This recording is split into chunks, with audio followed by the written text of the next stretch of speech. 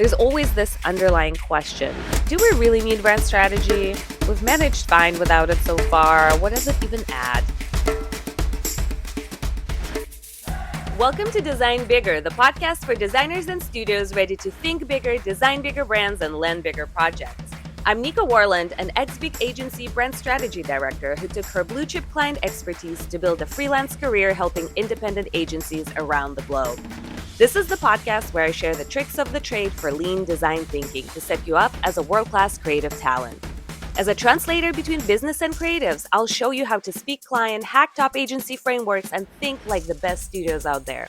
If you're ready to design bigger, hit subscribe and let's get started. Hello, my friends.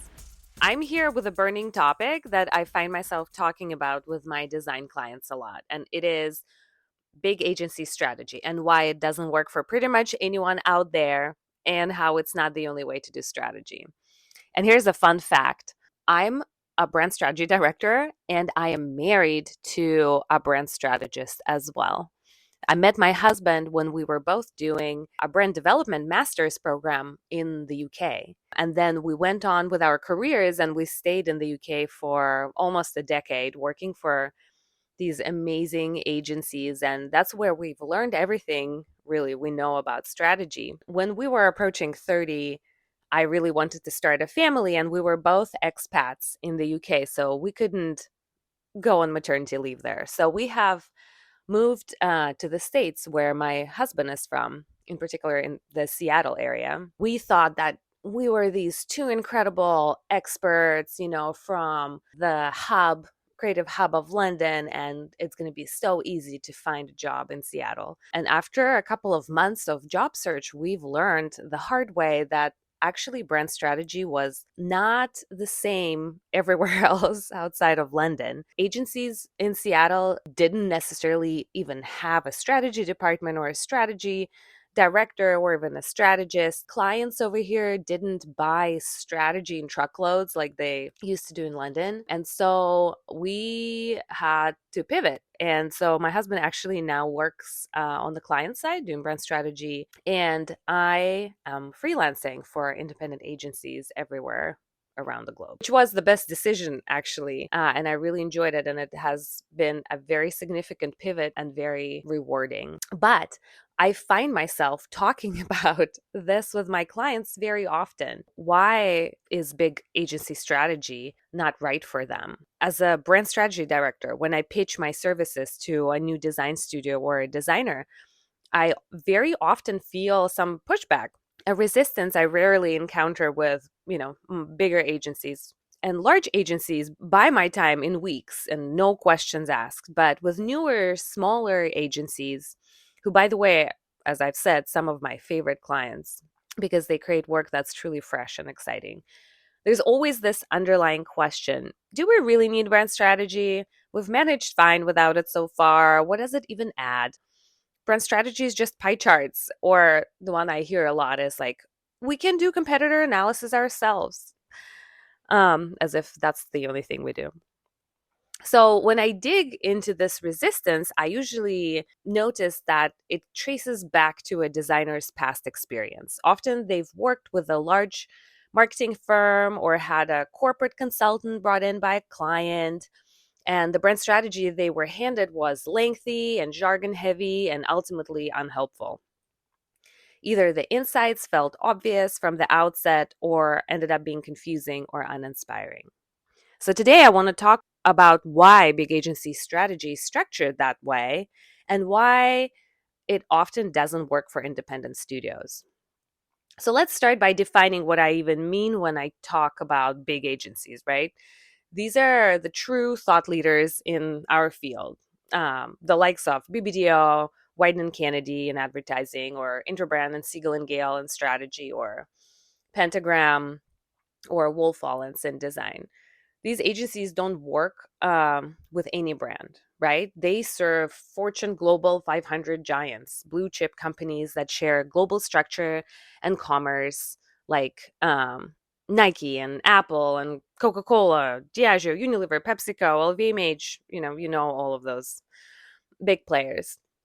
These are the brands that beyond being household names are also the bedrock of the global economy. Why does that matter? Well, because these brands aren't just icons, they're integral to the financial health of millions. If you have an IRA, a pension fund, or another investment portfolio, chances are these brands are in it. Fund managers invest heavily in these companies because they represent stability, even during economic downturns, providing steady returns and preserving financial security for everyday people. So, when a big agency proposes a change in strategy or design or advertising for one of these brands, it's a decision with far reaching implications. It's not just a creative choice, it's a calculated risk with real world impact on the portfolios and pensions of millions of people globally. So, in this context, the rigor and thoughtfulness of big agency strategy aren't just for show. They're a critical layer of accountability and responsibility, ensuring that every decision supports the brand resilience and the stability of the economy. One of my biggest clients was one of the oldest Scotch whiskey brands in the world, accounting for a fifth of all Scotch whiskey sales globally. This brand didn't just cover the salaries at my client's company, it was also a significant economic marker. And because of that, every decision took a very, very long time. When the company identified a need for a rebrand due to shifts in culture and consumer attitudes and general perceptions of whiskey, they saw sales starting to decline. It was very scary. And the need to act was very urgent. But given the brand's size and importance, the change also felt very risky. And the fear was real. No one wanted to put their head on the chopping block. The brand manager didn't want to be held solely accountable, nor did the marketing director, the CEO, or anyone else. So, what did they do? They brought in loads of category research, quantitative, qualitative consumer insights, and a ton of brand strategy. This meant the strategy team was tasked with analyzing the brand's positioning, tracking cultural trends, conducting semiotic analysis. What else is there? Social listening, building consumer portraits. They wanted to align every insight with the findings from research groups and examine range and portfolio architecture and see how any changes would impact the company's overall portfolio. It's an incredibly complex, high stakes decision, and the brand strategy had to be thorough and data driven and creatively robust. Every creative scenario was tested before any design or ad even reached consumers. And as a brand strategist, I loved every second of that process. But it's not a method I'd recommend to my independent studio clients. So, how does this big agency approach even end up getting sold to smaller studios, which often end up hating it?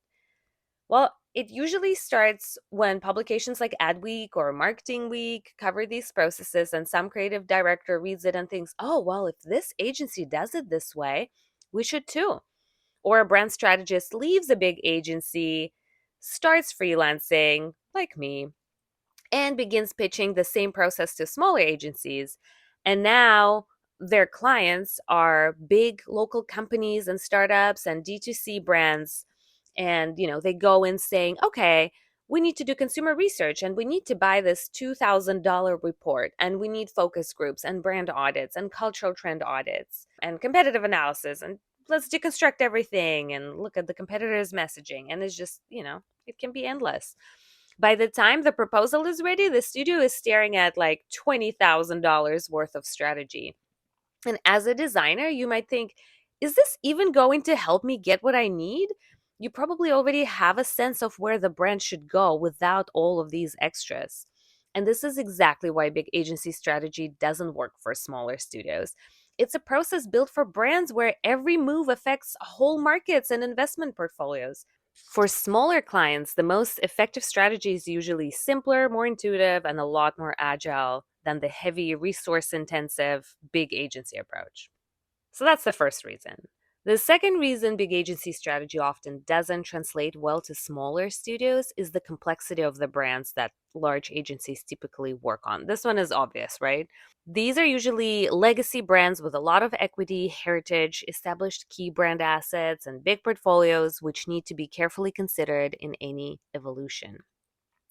Even a minor change, like adjusting the background color of, say, a Sprite can, sparks a series of complex decisions. Has the color always been tied to Sprite? Will it conflict with competitor colors in certain regions? Or is it the color that's too close to the low sugar option in our own portfolio? Every change triggers a chain reaction that needs to be considered carefully within the brand's extensive portfolio. When working with newer or smaller local brands, however, we usually don't face this level of complexity. These brands may not have strong key brand assets yet, or they may be targeting smaller local markets. And while the stakes are still high, don't get me wrong, these brands impact their own owners' livelihoods. The complexity of the task is very different. We're often working with a more straightforward product line, possibly a single item or location, like one hotel or one restaurant or one can of one type of soda. So, in these cases, strategy work is often more straightforward. If I'm working on a new brand without entrenched assets, I can often move from initial discussions to a creative brief with a big creative idea in just a few days. Yeah, I said it. A few days, which is crazy for a big agency. That time frame might just cover a preliminary brand audit. So that was reason number two. Finally, the third reason why big agency strategy isn't working: if you're working for a big agency like Wolf Allens, the way they do things has been honed for decades, right? When these agencies were started, they typically had a creative director, a brand strategy director, or an account director. They got together, they started an agency, and they tailored this approach to their clients. They developed something truly unique and became famous for it, and that's how they grew. And as they expanded, it became increasingly difficult to control the output of the new employees they were bringing on. You reach a point where you have a department of 10 designers and a department of 5 strategists, and you can't check every slide anymore. You can provide overall guidance, but this is where they say, okay, let's not reinvent the wheel every single time anymore. Let's productize our brand offering. They define their processes for everything. This is how we do new brand development. This is how we do rebrand. This is how we do sub-brand launches, innovation, etc. Each process comes with a certain menu of tasks. For example, we always start a rebrand with focus groups, followed by competitor research, culture tracking, a little bit of social listening, and then a client workshop. Then they say, this is it. It's locked now, and this is how we're going to do that every single time. This approach takes weight off the founders' shoulders because they know that if they have a new hire, they can simply ask them to follow the structure or process and use the framework the agency has mastered over the years to arrive at a great solution. As a result, these brand strategists learn to execute projects in a very rigid way. When they decide to go out in the world, for example, start their own consultancies or join a startup agency, they bring these outdated frameworks with them. That's why I think so many independent designers and studios experience a hangover after working with someone from a big agency.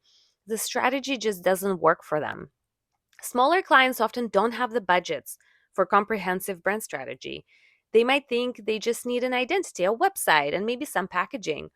They may not fully understand what brand strategy entails, and they often resist paying for a competitor audit because they believe they already know their market. As a result, they miss out on the essential step of thinking before doing, which is what brand strategy is all about. It might not require as much thinking as a brand like Nike needs, but it will fail if none of the thinking is done. When brand strategy is done right, it is invisible. However, you will certainly notice if it hasn't been executed or if it has missed the mark. I've come in to fix significant errors where the design was beautiful but just did not resonate with consumers or was off in terms of the category codes. So there you have it. Brand strategy is a crucial step in design development that should never be skipped. But here's the thing, it doesn't look the way you might expect. It is not just data, it's not heavy, and it's not all about competitor audits. If you're curious about how a more lean creative design strategy works, hit subscribe. I'll be diving into it over the coming weeks. And if you're interested in adding brand strategy to your proposals in a way that's realistic for independent designers or small studios, head over to my website. I'll add a link in the show notes. I've put together a free guide that will walk you through how to add brand strategy to your proposals in a way that actually gets the client to say yes to your quote. Plus, I'll show you how to structure your process so it doesn't add a ton of extra work, but still delivers amazing value to your clients and cuts down on the number of amends and ultimately makes for a better design direction. So that's it for today, my friends. I hope this got your strategic juices flowing. If you have any questions or opinions to share on the topic, you can DM me on Instagram at Nika Warland or find me on LinkedIn as Nika Warland. Until next time, go create something beautiful, and remember, the best creatives are always strategic.